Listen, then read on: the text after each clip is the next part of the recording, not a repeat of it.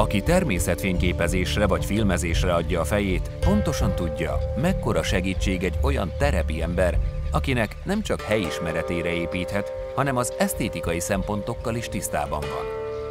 Szilágyi Attila maga is a Hortobágy csodáinak megörökítője.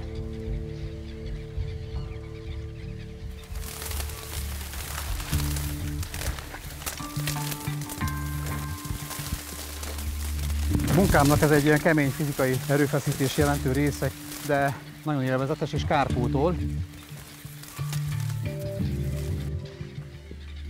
Egészen benn vagyunk egy olyan fajta dzsungelben, ami kis túlzással olyan, mint mondjuk a Duna-deltának a vadregényes, zavartalan deltavidéken járnánk. Ez nálunk minden megvan kicsiben.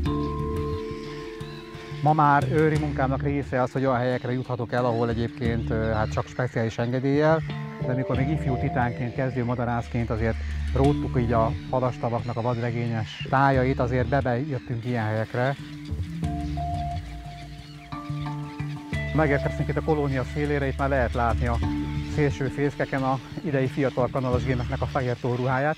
A sűrű nádason keresztül is áttűnik a tollazatuk, úgyhogy itt vagyunk tőlük 15 méterre most már. Sok ilyen kolóniát mi fegyeztünk föl a madarász barátaimmal még a 80-as évek gyerekán. A madarak zavarása nélkül felvételeket készíteni csak úgy tudunk, hogyha kiteszünk egy automata kamerát, amely aztán hosszú órákon keresztül zavartalanul rögzíti az eseményeket, amik egy ilyen zárt, nehezen megfigyelhető kolóniának az életét jelentik. Ez jó lesz arra a célra ez a hely. Ugye borzasztó egyszerű dolgokkal dolgozunk, hiszen a legegyszerűbb technikában sokkal kisebb a meghibásolási lehetőség. Lehet látni, hogy most egy konkrétan egy akác teszek ki, ez lesz az állványom. Van egy ilyen 360 fokos kamera, amelyet felül erősítek erre a karóra. A munkánknak egy nagyon pici, de nagyon fontos része az, amikor is a gyakorlati természetvédelem szempontjából a madarak élőhelyén közlünk felvételeket, képeket, fotókat, videókat, amiatt, hogy betekintést nyerjen a kedves közönség, hogy hol élnek ezek a madarak, és lássák ennek a sérülékenységét. És én ezt ugye ilyen missziónak tartom, hogy a Hortobágy szeretete az ezáltal a felvételekkel az mindenképpen nőjön.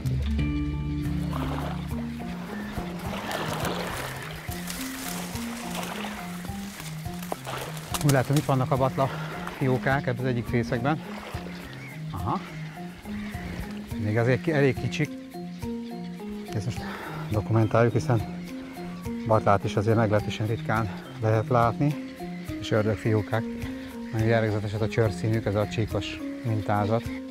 Kevés ember látott már ilyen batlafiókát itt Magyarországon, úgyhogy nagy örömmel tölt el, és van köztük egy egészen picike.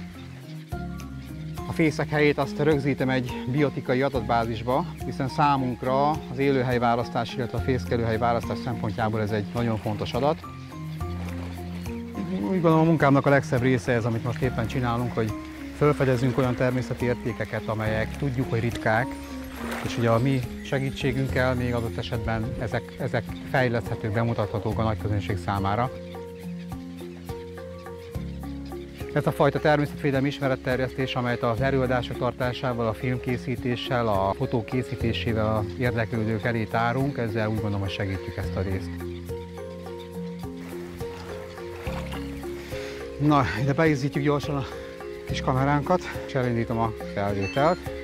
Forog, úgyhogy hagyjuk is el a helyszínt minél gyorsabban, hogy a madarak tudjanak megnyugodni.